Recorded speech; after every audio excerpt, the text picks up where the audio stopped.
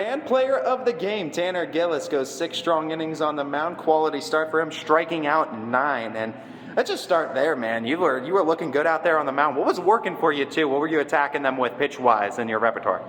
I was getting ahead a lot with fastball, like sinker cutters, especially cutters on the outer half to righties, and establishing the sinker on the inner part. And that just opened up, getting ahead of guys like that opened up the rest of my pitches, the slider and the changeup. So that was the biggest thing, was just landing all my pitches for strikes. Did your mentality shift a little bit? Did you find yourself getting more aggressive when they were able to put runs up in the first 4 innings for you offensively? Definitely. I mean, when they score like that, it kind of relaxes you a lot.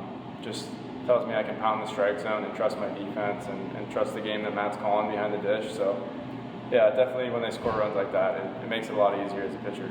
You've been one of the stoppers, I feel like, on the mound this year for the team. Whenever they need a win, they need a guy to go out there, give them a good start. You've been able to deliver just that, too.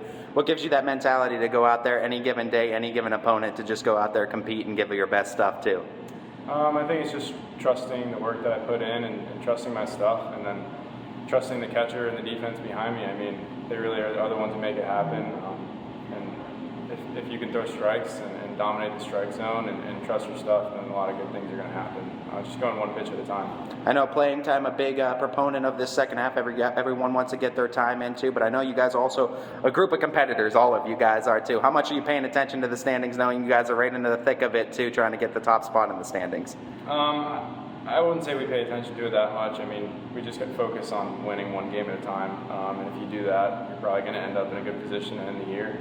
We know who we have to beat, so we just got to go out there and play every game like it's our last. So.